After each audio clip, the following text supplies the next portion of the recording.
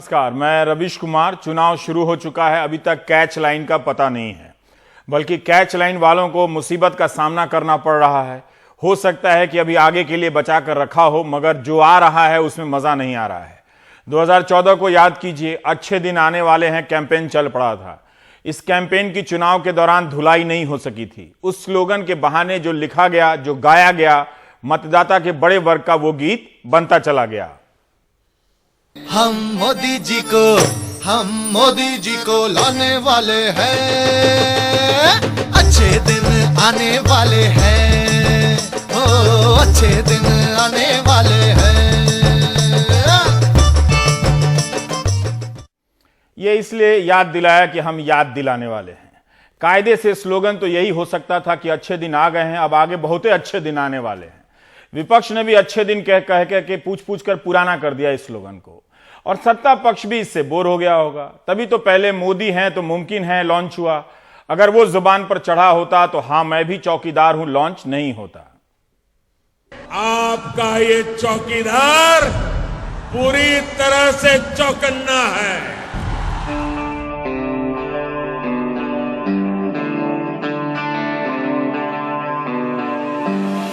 ये देश ये मेरा वतन, ये मेरा घर मेरा चमन, ये देश ये मेरा वतन, ये मेरा घर मेरा चमन। सबका विकास चाहता और चाहता हूँ बस अमन। वो एक अकेला चल पड़ा, मैं उसकी ही कतार हूँ, मैं भी चौकीदार हूँ।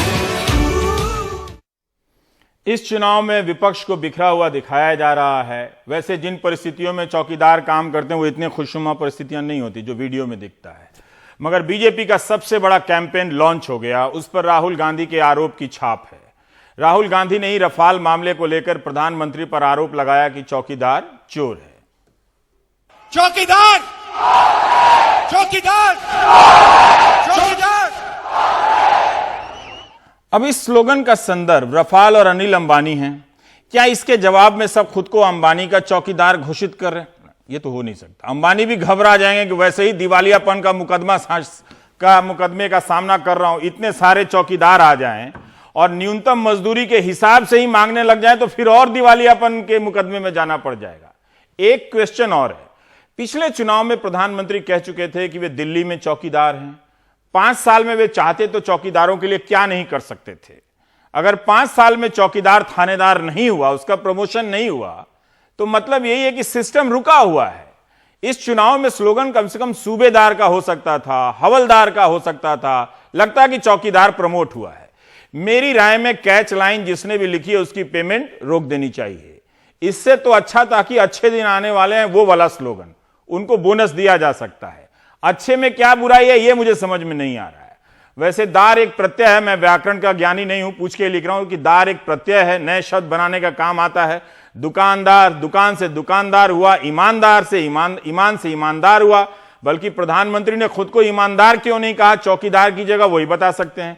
माल से मालदार होता है, किसी ने यह नहीं कहा, जबकि अब भारत के इतिहास का सबसे महंगा चुनाव है। किराएदार तो छोड़िए, वो इस बहस में है ही नहीं। कुछ और शब्द हैं जो स्लोगन लिखने वालों के काम आ सकते हैं ताकि वो राजनीतिक दलों को ठग कर पैसा कमा सके इस सीजन में।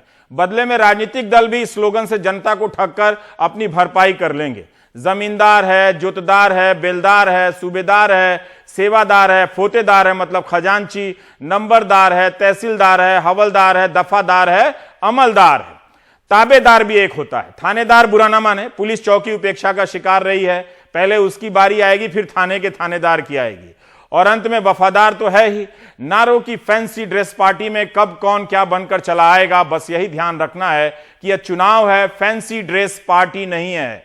बहुत घुटन हो तो एक शब्द और है, हवादार। कमरा हवादार होना चाहिए, माहौल हवादार होना चाहिए। अब ब्रांड की एक मजबूरी होती है। अगर आप नेता को ब्रांड बना देंगे तो उसकी एक मजबूरी होती है, क्योंकि हर बार कुछ समय के बाद उसके पैकेट का रंग बदलना पड़ता है, स्लोगन भी बदलना पड़ता है। जबकि टूथपेस्ट वही होता है, लेकिन हर बार एक नए पैक में नया जोड़कर लॉन्च होता है। वैसे मैं भी चौकीदार वाला कैंपेन चल गया एक तरह से, मोदी है तो मुमकिन है से ज्यादा चला, क्योंकि इसमें विरोधी भी घुस गए, समर्थक तो थे ही, दोनों शामिल हो गए आमने सामने। और इसकी चर्चा खूब चली शनिवार रविवार को, जब ट्विटर पे खलिहर लोगों के पास कोई काम नहीं था। मोदी हैं तो मुमकिन है वो पीछे पड़ गया। प्रधानमंत्री ने जैसे ही कहा कि मैं चौकीदार हूं, अपने ट्विटर हैंडल के नाम के आगे चौकीदार जोड़ दिया। जवाब में राहुल गांधी ने उन पर भागे हुए लोगों का फोटो लगा दिया कि मैं भी चौकीदार, यानी पीएम इन भगड़ों की चौकीदारी कर रहे हैं। फिर क्या था, ट्विटर पर खलिहर लोगों का मैच शुरू हो गया। इस बीच एमजे अकबर लॉन्च हो गए चौकीदार बनकर। तो रेणुका साहनी ने ट्वीट कर दिया, लो जी अगर आप भी चौकीदार हैं तो कोई महिला सुरक्षित नहीं। आपको पता है एमजे अकबर मी टू के मामले में कितनी महिला पत्रकारों ने आरोप लगाए थे। कैंपेन डिबेट में कहीं और मुड़ गया, वो प्रो एंड एंटी होकर दोनों अकबर के पीछे चल पड़े। प्रिंट ने खबर छापी कि अकबर ने चौकीदार हटा लिया, मगर हमने जब चेक किया तो अकबर चौकीदार ही थे। प्रमोट हो गए, राज्य मंत्री से चौकीदार बन गए। खोज होने लगी कि किस मंत्री ने खुद को चौकीदार कहा। जैसे वर्ल्ड कप और आईपीएल के समय टीम की जर्सी फैन को बेच दी जाती है, बेची जा रही हो, वैसे ही पॉलिटिक्स में स्लोगन अपने समर्थकों के बीच बेच दिया जाता है। पिछले चुनाव में मोदी मास्क बिका था मुखौटा, इस चुनाव में वो मास्क पहनने वालों को चौकीदार बना दिया गया है। खैर, चुनाव में ये सब चलता है, सब करते हैं। अगर आप मतदाता हैं तो आपको किसी के भी स्लोगन से बहुत प्रभावित होने की जरूरत नहीं है। आपको देखना चाहिए कि मुद्दा क्या है। आने वाले दिनों में सरकारी नौकरियां कॉन्ट्रैक्ट पर होंगी, जहां आप आधे से कम वेतन पर काम करेंगे, कोई सुविधा नहीं होगी, पेंशन नहीं मिलेगी। ये सब ध्यान रखिए। हर समय तो मैं रहूंगा नहीं जो दिखाता रहूंगा आपको। कॉलेज में मास्टर होंगे या नहीं, गांव कस्बे के बच्चों को और कितना बर्बाद किया जाएगा, इन सब पर सोचिए। वरना स्लोगन लिखने वालों का क्या है, वो अपनी कैच लाइन आपको कैच कराकर बड़ी लाइन से मुंबई चले जाएंगे। बहुत दिनों से आपने चौकीदार को नहीं देखा होगा, तो हमने अपने सहयोगी अनवर से कहा कि आप जरा मुरादाबाद में रहते हैं तो एक चौकीदार का फोटो भेजिए, हाल बताइए। तो देखिए, देखने से गामा पहलवान और सर पर लाल टोपी पहने ये निरंजन लाल जी हैं। जो दिखाई दे रहा है वो सिस्टम की थोपी हुई गरीबी है, जो नहीं दिखाई दे रहा है वो इनके भी इसके बाद भी जीते रहने की इनकी आशा है। कैमरे के लिए निरंजन लाल जी ने थोड़ा दूर चलकर दिखाया ताकि आप भारत की गरीबी को चलते फिरते देख सकें। बच्चों ने कर्ज लेकर एक मकान जोड़ा है और मजदूरी कर चुका रहे हैं। पहले बरसाती का घर था जो बरसात में ढह जाता था। निरंजन लाल मुरादाबाद के कुंदरकी थाने में तैनात हैं। निरंजन लाल ने बताया कि उनके दादा भजन लाल 2 रुपए महीना पर चौकीदारी के लिए रखे गए। उसके बाद चाचा पूरन सिंह ने 100 रुपए मासिक पर कई साल चौकीदारी की। फिर पिता रोशन लाल ने 200 रुपए मासिक पर चौकीदारी की। 15 साल से निरंजन लाल चौकीदारी कर रहे हैं। पहले 300 रुपया महीना वेतन था, 1500 रुपए महीना पर हैं। ट्विटर पर चौकीदार का मैच खेलने से पहले भारत के थानों, चौकियों और गांवों में हाई फाई सोसाइटियों के बाहर तैनात चौकीदारों का हाल लिया जाना चाहिए था, अच्छा होता। पहले जो दादा है 2 रुपये मिलते थे, फिर चचा है, फिर 100 रुपये हुए, फिर जो 300 रुपये हुए, अब 1500 रुपये मिल रहे हैं। और उसमें जो है ये सभी लोग जो है कोई भी काम होता है तो बुला लेते हैं, ये करो कि वो करो। क्या क्या काम करना पड़ता है? वो घास भी छीलनी पड़े और जो बहुत से जो बर्तन भी जो धुलवान लगते हैं। कितने साल से नौकरी कर रहे हैं चौकीदारी? नौकरी जो बाप मरने के बाद जो 15 साल तो हो ही गए। कितने पैसे मिलते हैं? 1500। खर्चा कैसे चलता है 1500? खर्चे में परेशानी है, गृहस्थी है। जब आप चौकीदारों की हालत देखेंगे तो फिर आप मजाक नहीं करेंगे, ना ही इनका चुनावी इस्तेमाल करेंगे। जब शहर बड़े हो रहे थे तब सुरक्षा की जरूरतें भी बढ़ रही थीं और सरकारें उनका अपनी तरफ से इंतजार नहीं कर रही थीं। इससे बाजार बनाया गया और गांवों के लाखों लोग जो विस्थापित होकर आ रहे थे वो रंग बिरंगी वर्दी में सिपाही बनाकर हाईफाई सोसाइटी और कॉलोनियों के गेट के बाहर खड़े कर दिए गए, एटीएम के बाहर खड़े कर दिए गए, दुकानों के बाहर खड़े कर दिए गए। 12-12, 16-16 घंटे की ड्यूटी, कम वेतन और बैठने से लेकर पेशाब करने तक की सुविधा नहीं है इनको। फिर भी अपनी वर्दी के रंग को देखकर आधे सिपाही आधे सैनिक के एहसास से जीते रहे। सिक्योरिटी गार्ड कहते हैं अंग्रेजी में, चौकीदार नहीं। हमारे सहयोगी सुशील महापात्रा ने कुछ गार्ड से बात की। हम चेहरा और पहचान नहीं दिखाना चाहते, मगर जो हाल है वो आप सुन लीजिए। फिर आप अपने लिए नहीं, किसी स्लोगन राइटर के कैंपेन के लिए नहीं, इन चौकीदारों के लिए चौकीदार बनिए। मजाक मजाक में आप लाखों लोगों का भला कर देंगे। तनख्वाह कितना मिलती है? तनख्वाह मिल जाती है सर 10-11 हज़ार। तो इसमें आप परिवार चला पाते हैं? क्या करें सर, मजबूरी है, चलाना पड़ता है, खर्चे पे कंट्रोल करना पड़ता है। अच्छा। बच्चों की आवश्यकता तो क्या पूरी होती है इसमें। ऐसा है कि ज़िंदगी जीना नहीं, ज़िंदगी काटना हुआ इसको कहते हैं। अच्छा। तो फिर आप क्या यहाँ किराए पे रहते हैं, घर ले पाए हैं? कहाँ सर, किराया लेके क्या करेंगे 10,000 में? 8-10 हज़ार का तो कमरा ही मिल रहा है यहाँ। अच्छा। क्या यही मंदिर में रहता हूँ। मंदिर में रहते हैं। अच्छा। और सब क्या समस्या आपकी? समस्या क्या है सर, अब अपना समय निकाल लिया हम। आपने सुना है प्रधानमंत्री ने एक नारा दिया है, मैं भी चौकीदार हूँ। हाँ सर सुना, मोबाइल में व्हाट्सअप आते हैं, वो मैसेज आते हैं। व्हाट्सएप में आते हैं सब चीज़। हाँ। तो उसमें हम मोदी जी से ये रिक्वेस्ट करना चाहते हैं कि भाई चौकीदार का नारा तो दे दिया, लेकिन चौकीदार का भी कुछ ख्याल होना चाहिए। क्या क्या ख्याल होना चाहिए, क्या संदेश देना चाहेंगे आप? चौकीदार की भी सैलरी एक मिनिमम, कम से कम आज का मजदूर कम से कम 600 रुपया कमाता है, चौकीदार का भी 500-600 रुपया तो होना ही चाहिए कम से कम, जिससे कि मतलब आप कह रहे 15 से 18 हज़ार। हाँ कम से कम इतना तो होना ही चाहिए, तभी तो एक चौकीदार भी एक अपना चौकीदारी जीवन जी सकता है। तो इस नारे जो प्रधानमंत्री जी ने दिए हैं, तो आपको लगता है इसमें आप लोग की समस्या का समाधान हो जाएगा? अब मोदी जी ये नारा दे रखा है तो उन्हें पूरा निभाना भी चाहिए, ये खाली बोलने से योग हो जाता है। अच्छा। है नहीं, अब प्रधानमंत्री जी है वो बोल रहे हैं तो उनको नारा पूरा भी करना चाहिए। आपकी समस्या का समाधान होना नहीं चाहिए। नहीं, मेरे जैसे कई भाई और भी हैं, मैं अपनी समस्या नहीं, हर भाई का भी ये होना चाहिए कि हिंदुस्तान में जो है कि हर भाई का सही होना चाहिए, चौकीदार है तो उसे चौकीदारी का हक मिलना चाहिए। सरकार ने जो न्यूनतम मजदूरी तय की है उसके हिसाब से भी इन चौकीदारों को वेतन नहीं मिलता है। दिल्ली में जो न्यूनतम मजदूरी है उसके हिसाब से इन्हें 14,000 रुपया मिलना चाहिए, लेकिन ये 10 से 11,000 बता रहे हैं। इनकी मांग है कि 600 रुपये प्रतिदिन मिले, यानी 18,000 रुपये मासिक सैलरी हो, बल्कि यही अच्छा मौका है। इस चुनाव में लाखों चौकीदार अगर 18,000 की सैलरी के लिए सड़क पर उतर आए तो एक मुद्दा तो बन ही जाएगा। असली चौकीदार 10 रुपए को तरस रहे हैं और करोड़पति लोग चौकीदार बनकर घूमें। यह चुनाव है, फैंसी ड्रेस पार्टी नहीं है। सिर्फ सरकार ही नहीं, आप सभी अपनी अपनी सोसाइटी में गार्ड की हालत का पता कीजिए। एक और गार्ड की व्यथा सुनाता हूं जो 8 साल से चौकीदारी कर रहा है। तनख्वाह जो आपको मिलती है तो उसमें परिवार चलाने में भी दिक्कत होती है? हाँ जी बिल्कुल। अच्छा। तो आप चाहते हैं आपकी तनख्वाह भी थोड़ा बढ़े? तो अभी जैसे एक नया नारा आपने सुना होगा देश में चल रहा है, क्या है? आज पेपर में भी दिया है कि मैं चौकीदार हूँ। अच्छा। और कौन दिया है नारा? मोदी जी ने। चौकीदार के हिसाब से आपका क्या समस्या, आप क्या संदेश देना चाहते हैं? यही संदेश देना चाहते हैं कि चौकीदारों के बारे में, उनकी फैसिलिटी के बारे में भी सोचना चाहिए कि रात को हम जैसे ड्यूटी करते हैं, कल को अगर कोई यहाँ 2 आदमी आ गए, 4 आदमी आ गए हैं और हमारे पर कोई वारदात होती है तो हमारी क्या फैसिलिटी है, मतलब कि हमारे को परिवार को क्या कुछ मिलना चाहिए या नहीं मिलना चाहिए? ऐसा कुछ अगर होता है पैसा नहीं मिलता है? नहीं, कुछ नहीं है। कुछ नहीं है? नहीं है। अच्छा। अगर हमारे को आज कोई यहाँ मारपीट कर जाएगा, घायल हो जाएंगे, अगर हम 15 दिन हॉस्पिटल में रहते हैं तो वो तनख्वाह भी नहीं मिलेगी 15 दिन की। अच्छा, वो भी नहीं मिलते हैं? नहीं, जितने दिन हाजिरी ड्यूटी करेंगे उतने दिन की है। महीने में कोई छुट्टी नहीं है। कोई छुट्टी नहीं है? नहीं है जी। अच्छा, तो आप कह रहे हैं कि मतलब चौकीदार के लिए भी फैसिलिटीज होना चाहिए? ये तो जायज़ बात है सर, हम भी इंसान हैं। मतलब नारा को आप ठीक मान रहे हैं? बिल्कुल जी। लेकिन आप ये कह रहे हैं कि उनके लिए फैसिलिटीज भी होना चाहिए? हमारे बारे में भी कुछ सोचना चाहिए उनको।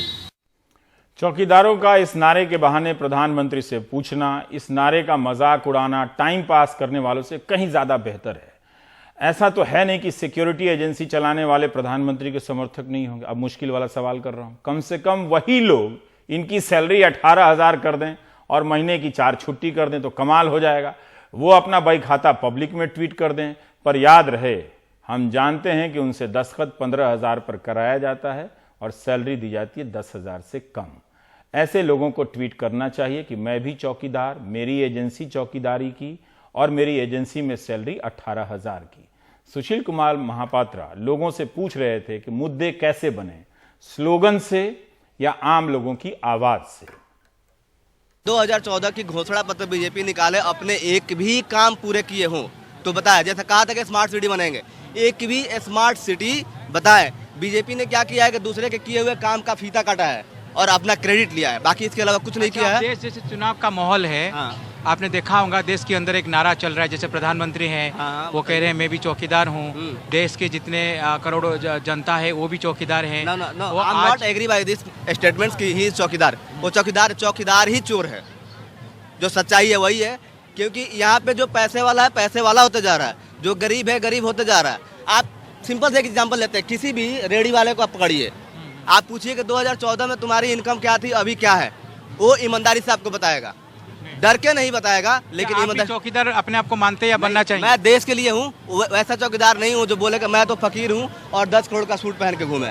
मैं वैसा चौकीदार नहीं बनना चाहता हूँ कि देश के पैसे से ऐश करे, ठीक है। मैं वैसा चौकीदार don't like this types of चौकीदार इन माय कंट्री, अच्छा, ठीक है। तो आप अपने आप को चौकीदार नहीं मानते? मैं देश के लिए हूँ, मैं वैसा चौकीदार नहीं, मैं आई डोंट लाइक चौकीदार। जस्ट नारे को आप कैसे देखते हैं? हाँ, जो नारा दिया गया है उसको कैसे देखते हैं आप सभी? मैं तो चोर की नज़र से ही देखता हूँ। चौकीदार चोर है तो चोर है। अब कोई डर से ना बोले वो अलग की बात है। यहाँ पे जो बोलता है उसको पीटा जाता है, मारा जाता है। आप देखिए 2-2 चैनल से यहाँ पे डिबेट कर रहे हैं। वहाँ पे मोस्टली उन्हीं के कार्यकर्ता को बैठाया गया, हमें सीट तक नहीं मिलती है बैठने के लिए, बताने के लिए कुछ। अच्छा, इस चीज़ को हाँ देखा हमने इस चीज़ को। अगर आप वहाँ पे अपोज करते हो, उनको बोलते हो कुछ, तो वहाँ से लोग आपको हटाते हैं कि भाई तुम तो घूमने आए, तुम्हें इससे क्या मतलब है, don't waste your time here. मुद्दा होना चाहिए, चुनाव मुद्दा होना चाहिए। आपने दोबारा पूछा ये क्वेश्चन, दोबारा मैं पूछ रहा हूं। आपने पूछा है कि मुद्दा क्या होना चाहिए। डेवलपमेंट होनी चाहिए कंट्री की, शिक्षा होनी चाहिए, डर की भावना नहीं होनी चाहिए, बेरोजगारी दूर होनी चाहिए, रोजगार मिलने चाहिए। इन्होंने कहा कि वो हम ऐसा मतलब इंडिया को बनाएंगे हाईटेक कि दूसरी कंट्री से बिजनेस करने के लिए लोग हमारे यहाँ आए। अच्छा, जैसे आप कह रहे हैं ये सब चीजें मैं होना एक चाहिए। सिंपल, मैं जिस कंपनी में काम करता हूँ तो मेरे कंपनी से जाता था पैसा, चंदा जाता था बीजेपी को, मेरी कंपनी से जाता था चंदा। आज के डेट में हम लोगों ने बंद कर दिया। जानते हैं क्यों? क्योंकि जब जाता था तो हमारा टर्नओवर कुछ और था, नंबर ऑफ एम्प्लॉय उस कंपनी में कुछ और थे, लेकिन अभी जो है बिल्कुल कम है। हमने करीब 30-35 एम्प्लॉय को हटाया। जैसे कि आप ये ग्रुप डी वाली भर्ती छोड़ दी थी, ये उस पर कॉन्ट्रैक्ट बेस पे पढ़ लिख का बंदा घर घूम जाए, बीटेक एमटेक करके। भी आपने दिया था? हाँ, ग्रुप डी मैंने दिया था। अब ये रिजल्ट आया है। ये वाला नहीं, पहले वाला बोल रहा हूँ मैं। हाँ, ये दिया था मैंने। अब वो पहले छोड़ दी थी वो ठेकेदारी पे, वो नहीं हो पाया। अब वो चकबंदी लेखपाल का पहला वो था, वो कैंसिल कर दिया पेपर, वो लीक हो गया, उसका रिजल्ट नहीं आ पाया पहले। ग्रुप डी का भी बच्चे परेशान है कह रहे हैं। हाँ, बच्चे उसके लिए परेशान है और मैं बहुत परेशान है। आदमी पढ़ लिख कर धक्के खा रहा है। अच्छा, और क्या? तो एक चीज बताओ, अभी चुनाव में कई मुद्दे उठते हैं, अभी भी एक मुद्दा आया हुआ है चौकीदार वाला, आपने सुना होगा? कौन? चौकीदार। चौकीदार तो आए रहे हैं, वो तो चौकीदार तो अब जैसे प्रधानमंत्री तो आए हुए हैं चौकीदार, वो उनका एक भी कुछ पूरा नहीं हुआ। राम मंदिर को उन्होंने बोला, कुछ नहीं बोला हुआ। नौकरी को उन्होंने बोला, कुछ नहीं हुआ। क्या हुआ इनकी सरकार में? कुछ नहीं हुआ। और बताओ, और क्या समस्या है आपकी? सर, हमारे को कुछ समस्या नहीं है, बस पढ़ लिख का आदमी परेशान नहीं होना चाहिए। और क्या? क्या आप भी देश की चौकीदार बनने के लिए तैयार हैं? हम चौकीदार बनने के लिए तैयार नहीं सर। नहीं है? नहीं, हम झूठे वादे करने नहीं चाहते कभी। क्यों नहीं चौकीदार बनोगे? नहीं, हम आम आदमी ठीक है, आराम से। हम आदमी ठीक हो? हाँ, अपनी समस्या यही है सर कि सरकार ईमानदारी से काम करे, बस अच्छा, आप क्या कह रहे हैं? सरकार ईमानदारी से काम करे, गरीबों के लिए देखे, सोचे उसके बारे में। अच्छा, ये होना चाहिए। ये होना आप चाहिए। चौकीदार बनने के लिए तैयार है, लेकिन आपकी जो समस्या है उसका समस्या समाधान होना चाहिए। समझ संपन्न रहेगा तो सब कुछ होगा, अच्छा, और जब संपन्न ही नहीं रहेगा तो घर का ही आदमी चोरी करेगा। तो आपने देखा कि ट्विटर और फेसबुक पर किसी भी मुद्दे को कैसे खत्म किया जाता है, उसकी पूरी संवेदनशीलता समाप्त कर दी जाती है। लाखों की संख्या में असली चौकीदारों को आपकी नजर से गायब कर दिया गया और उनकी जगह पर खाते पीते लोग चौकीदार बनकर हाहा ही ट्विटर पर कर रहे हैं, दांत चियारे बैठे हैं। अब यह नारा ऐसा है कि भैंस भी चोरी होगी तो प्रधानमंत्री के ट्विटर हैंडल पर टैग कर दिया जाएगा। यह भी अति है, भैंस का फोटो भी डाल देंगे और कहेंगे कि हमारी भैंसिया का पता बताइए, चूंकि आप चौकीदार हैं। थाने से पहले चौकी होती है और चौकी से होता है चौकीदार। और भी मतलब होते होंगे। हमने राष्ट्रीय अपराध शाखा ब्यूरो का एक रिकॉर्ड देखा, 2016 के बाद से रिकॉर्ड नहीं मिल रहा है। 2014 से 2016 के बीच ही भारत में चोरी के मामले की संख्या का हमने एक रिकॉर्ड देखा। तो 2016 के साल में देश भर में चोरी के 4,94,404 मामले दर्ज हुए थे।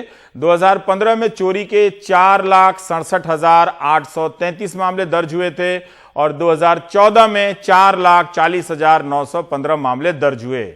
यानी 2014 से लेकर 16 के बीच में चोरियां बढ़ती गईं, यानी चौकीदार अच्छा काम नहीं कर रहे हैं। चौकीदारों का प्रदर्शन ऐसा नहीं है कि आप उनका बैज लगाकर कहें कि हाँ मैं चौकीदार हूं। प्रधानमंत्री को भी चौकीदार बनने की जरूरत नहीं है। अगस्त 2017 में सुप्रीम कोर्ट के एक आदेश में जिक्र आया कि भारत के 21 राज्य और केंद्र शासित प्रदेशों में 4.5 लाख सिपाही के पद खाली हैं, और तब कोर्ट ने पूछा इन सरकारों से कि 4 हफ्ते में बताइए कि आप इन खाली पदों को कैसे भरेंगे। मगर वैकेंसी भरी नहीं गई। भरी गई होती तो 2018 में इकोनॉमिक टाइम्स को यह खबर नहीं छापनी पड़ती कि कुल 5 लाख सिपाहियों के पोस्ट खाली हैं। सबसे अधिक यूपी में 1,80,000 पद खाली हैं। इंडियन एक्सप्रेस की एक खबर है कि सुप्रीम कोर्ट ने कहा है कि 2021 तक इन सारे पदों को भरिए। यानी सरकार नहीं भर रही है, बल्कि सुप्रीम कोर्ट के आदेश के तहत इन पदों को भरने की बात है। यूपी में कुल फोर्स का, यानी जितने की फोर्स होती है, मंजूर पद होते हैं, उसमें आधा पद खाली है सिपाहियों का। सोचिए, अगर 5 लाख सिपाही भर्ती हुए होते, 5 लाख नौजवानों को नौकरी मिली होती, तो आज ये 5 लाख हर दिन कह रहे होते कि प्रधानमंत्री जी आप चिंता ना करें, हम हैं ना चौकीदार। ना कि सैटरडे और संडे को खलियार लोग ट्विटर पर बैठकर चौकीदार हैं क्या गेम खेल रहे होते। आपको चौकीदार होने की जरूरत नहीं है, मगर ट्विटर वालों ने आराम से सिपाहियों की भर्ती के सवाल को गायब कर दिया। नारों और स्लोगन के सहारे इसी तरह मुद्दों की हत्या होती रहती है रोज। और रोजगार की आस में, सिपाही बनने की आस में एक नौजवान का उम्र बीतता जाता है रोज। जवाहरलाल नेहरू विश्वविद्यालय का छात्र नजीब का आज तक पता नहीं चला। जब ट्विटर पर चौकीदार का हल्ला हुआ तो उनकी मां फातिमा नफीस की तरफ से भी एक ट्वीट आया। उन्होंने लिखा कि अगर आप चौकीदार हैं तो मुझे बताइए मेरा बेटा नजीब कहां है। आपने एबीवीपी के गुंडों को गिरफ्तार क्यों नहीं किया? क्यों 3-3 एजेंसियां मेरे बेटे को खोज नहीं पाई? पहले मोदी जी ने कैंपेन चलाई थी कि मैं चौकीदार हूं, तो मैंने मोदी जी से सवाल किया है कि अगर वो जिम्मेदारी ले रहे हैं, वो चौकीदार हैं, तो बताएं मेरा नजीब 2.5 साल से कहां है। देश की 3 टॉप एजेंसी नजीब को ढूंढने में नाकाम क्यों हुई? वो भी इतने बड़े देश की सबसे बड़ी यूनिवर्सिटी का स्टूडेंट, और आज तक गायब है। किसी को कोई फर्क नहीं पड़ता इस चीज से। तीसरा सवाल मेरा ये है कि एबीवीपी के वो गुंडे जिन्होंने नजीब को डराया धमकाया मारा पीटा, वो अब तक अरेस्ट क्यों नहीं हुए? इसलिए कि वो बीजेपी की विंग है। मैं जानना चाहती हूँ जाते जाते मोदी जी, एक मुस्लिम महिला जिसके लिए वो चाहते हैं कि उसे इंसाफ मिले, प्लीज मोदी जी जाते जाते मेरे सवाल का जवाब जरूर दीजिए। जवाब तो मिलता नहीं। रेल मंत्री पीयूष गोयल ने भी खुद को चौकीदार घोषित कर दिया। प्रधानमंत्री को ट्वीट को रीट्वीट करने वाले पहले कुछ ही मंत्री हैं जो सबसे आगे रहते हैं। पिछले साल 10 सितंबर 2018 की खबर पीटीआई पर आई थी कि 2018 पिछले 3.5 साल में रेलवे में चोरी के 55,000 से अधिक मामले दर्ज हुए हैं। चोरी की घटनाएं बढ़ती जा रही हैं। 2015 में चलती ट्रेन में चोरी के 12,592 मामले दर्ज हुए। 2016 में बढ़ गए, 14,619 मामले दर्ज हुए, बैगेज चोरी हो गया। 2017 में और बढ़ गया, 18,936 मामले दर्ज हुए। 2018 के पहले 6 महीने में 9,222 मामले दर्ज हुए। पूरे साल का आंकड़ा नहीं है। 3.5 साल में 55,000 से अधिक चोरी के मामले दर्ज हुए हैं। इस रिपोर्ट में यह भी है कि हर साल चोरी के मामले में 3,000 से अधिक चोर गिरफ्तार हुए हैं। 2005 में, यह विपक्ष वालों को भी पता नहीं है, 2005 में यूपीए सरकार ने एक प्राइवेट सुरक्षा एजेंसियों के लिए, इसका क्या नाम है, private security agencies regulation act 2005, एक कानून बनाया। इसमें प्रावधान था कि सुरक्षा गार्ड पर सभी नियम वो लागू होंगे जो बाकी अन्य कंपनियों में काम करने वाले मजदूरों पर लागू होते हैं। मगर क्या लागू होता है? क्या मीडिया जाएगा, हो हल्ला करेगा? बड़े बड़े पत्रकार और एडिटर भी उस पर लिख रहे हैं बड़ा ब्रिलियंट आइडिया है। काम करना चाहिए जर्नलिज्म का, लेकिन वो आइडिया को ब्रिलियंट बताने में ट्विटर पर हमारे पत्रकार और संपादक लोग लगे हुए हैं। लेकिन कोई जाके ये नहीं देख रहा है कि लाखों सिक्योरिटी गार्ड जो उनके घर के सामने खड़े हैं, उनको उनका हक मिल रहा है कि नहीं मिल रहा है। अगर इसका स्टेटस रिपोर्ट होता तो हम आज इस कानून को लागू होते देखते, लाखों लोगों की जिंदगी अपनी आंखों से बदलते हुए देखते, समाज में एक आर्थिक समानता आती। इनकी जिंदगी की असली वास्तविकता को गायब कर जो विज्ञापन बनता है वो उनकी जेब भरेगा जहां ये विज्ञापन चलेगा। आप समझ गए कि मैं टीवी अखबार की बात कर रहा हूं। मेरी ये बात विपक्ष के विज्ञापनों और स्लोगनों पर भी उसी तरह से बराबर से लागू होती है। बाकी ब्रेक के बाद।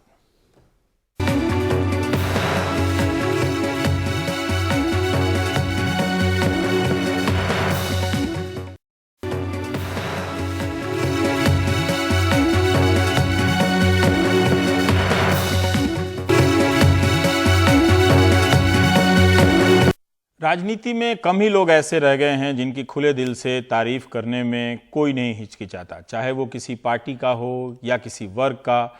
ऐसे ही थे मनोहर पर्रिकर, जो कल तक गोवा के मुख्यमंत्री रहे। रविवार शाम उनका देहांत हो गया। लगभग 1 साल से वो एक जानलेवा बीमारी पैनक्रियाज के कैंसर से जूझ रहे थे। इलाज के लिए विदेश भी गए, लेकिन मौत को बस कुछ महीने ही आगे धकेल पाए। ये बीमारी है ही इतनी खतरनाक। पैनक्रियाज के कैंसर का अभी तक दुनिया में कोई पुख्ता इलाज इजाद नहीं हो पाया है। 63 साल की उम्र में मनोहर पर्रिकर भी इस बीमारी से हार गए। वो अपने पीछे 2 बेटों को छोड़ गए हैं। उनकी पत्नी का निधन 2001 में ही हो गया था। गोवा के मिरामार बीच में आज पूरे राजकीय सम्मान के साथ उनका अंतिम संस्कार हुआ। उन्हें श्रद्धांजलि देने के लिए हजारों लोगों की भीड़ में खुद प्रधानमंत्री नरेंद्र मोदी, रक्षा मंत्री निर्मला सीतारमण और देश भर की राजनीतिक पार्टियों के दिग्गज नेता मौजूद रहे। कांग्रेस के भी तमाम नेता उन्हें भावभीनी श्रद्धांजलि देने के लिए मौजूद थे। केंद्र सरकार ने उनके सम्मान में 1 दिन का राष्ट्रीय शोक घोषित किया है। गोवा में 7 दिन का शोक घोषित किया गया है। 4 बार गोवा के मुख्यमंत्री रहे पर्रिकर अपनी बीमारी के आखिरी दिनों तक भी सक्रिय रहे। जनवरी में उन्होंने कहा भी कि वो आखिरी सांस तक गोवा की सेवा करते रहेंगे। दरअसल वो काफ़ी कमज़ोर हो चले थे, लेकिन नाक में ट्यूब लगाकर काम करने की उनकी तस्वीरें सबने देखी। वो इस हालत में भी कई बार राज्य के दौरे पर निकले। ये काम करने का जुनून था। गोवा उनकी धड़कनों में बसता था। यही वजह है कि केंद्र में रक्षा मंत्री होने के बावजूद जब गोवा को उनकी ज़रूरत पड़ी तो वो हाई प्रोफाइल पोस्ट छोड़कर राज्य में चले गए। मनोहर पर्रिकर की सबसे बड़ी खूबी थी उनकी ईमानदारी और उनकी सादगी। गले में लटकती ऐनक, हाफ कमीज, पतलून, कोल्हापुरी चप्पलें उनका ट्रेडमार्क। नेताओं की भारी भीड़ में भी उन्हें दूर से पहचाना जा सकता था। उनका कहना था कि वो पश्चिमी परिधानों में बहुत सहज महसूस नहीं करते हैं। ऐसे कई किस्से हैं जो बताते हैं कि मुख्यमंत्री होने के बावजूद वो गोवा में अपने स्कूटर पर घूमते थे, बिल्कुल आम लोगों के बीच घुलते मिलते थे। मुख्यमंत्री होने के बावजूद वो कभी लाल बत्तियां चमकाते काफिले में नहीं निकले। उन्होंने कभी किसी को अपने पद की ताकत का एहसास नहीं कराया, डराया भी नहीं। क्या आज के बाकी नेताओं से आप ऐसी उम्मीदें कर सकते हैं? बिल्कुल नहीं। मनोहर पर्रिकर 13 दिसंबर 1955 को गोवा के एक मध्यम वर्गीय परिवार में पैदा हुए। कॉलेज में रहते हुए ही वो आरएसएस में शामिल हो गए। प्रतिष्ठित आईआईटी बॉम्बे से उन्होंने मेटलर्जी की पढ़ाई की, लेकिन इसके बाद भी संघ प्रचारक के तौर पर अपना काम करने लगे। 1994 में वो पहली बार गोवा विधानसभा के लिए चुने गए।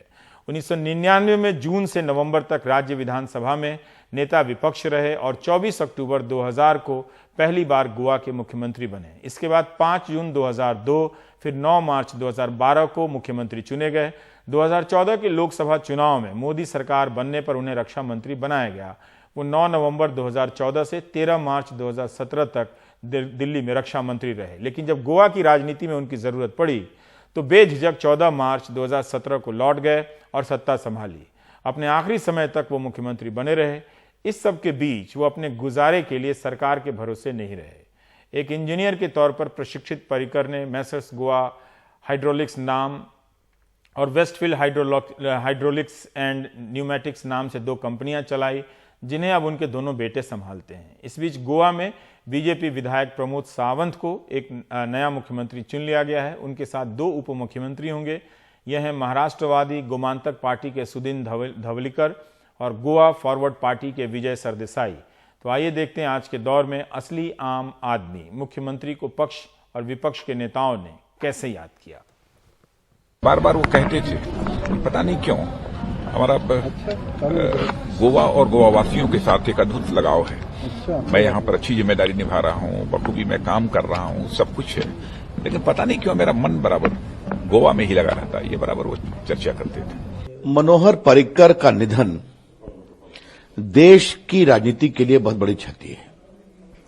मेरी संवेदना है। ये बहुत जरूरी है कि भारत की राजनीति में मनोहर पर्रिकर ऐसे लोग और हों। मनोहर पर्रिकर जी की अचानक और बेवकत मौत से बहुत सदमा पहुंचा है।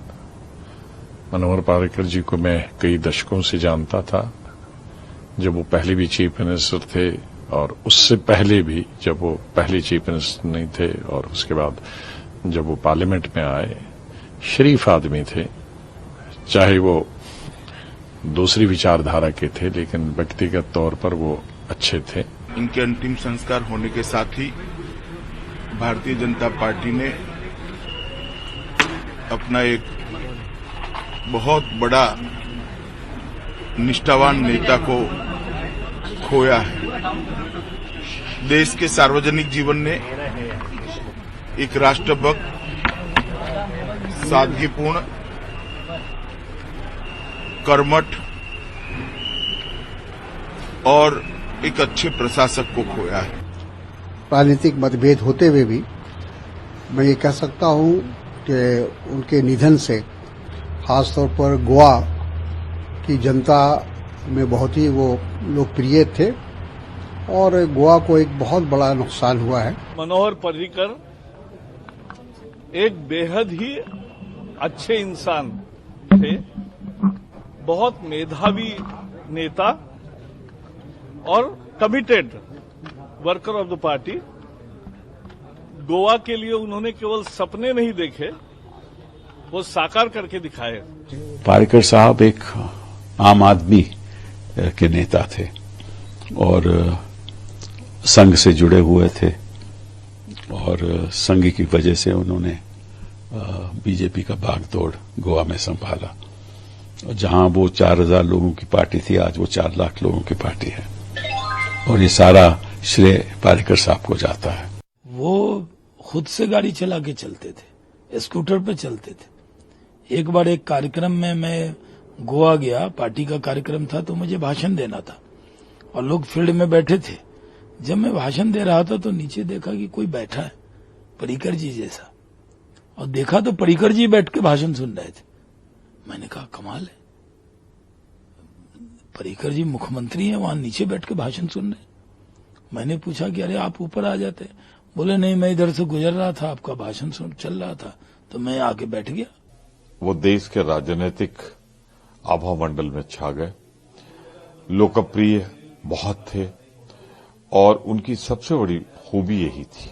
मैं इलाहाबाद एयरपोर्ट के लिए, जो रक्षा मंत्रालय के अधीन है, गया कहने के लिए। उन्होंने कहा तिवारी जी ये तो मैं कर ही रहा हूं, आप कभी भी कोई भी बात हो तो अवश्य मुझसे कहिएगा, मुझे खुशी होगी कुछ करने में। मनोहर पर्रिकर जी के जाने से भारतीय जनता पार्टी का बहुत बड़ा नुकसान हुआ है। एक निस्पृह, निस्वार्थी, डाउन टू अर्थ, बहुत ही सादगीपूर्ण आचरण व्यवहार करने वाला एक भारतीय जनता पार्टी का कर्मठ कार्यकर्ता, समर्पित कार्यकर्ता हमारे बीच में से चला गया है।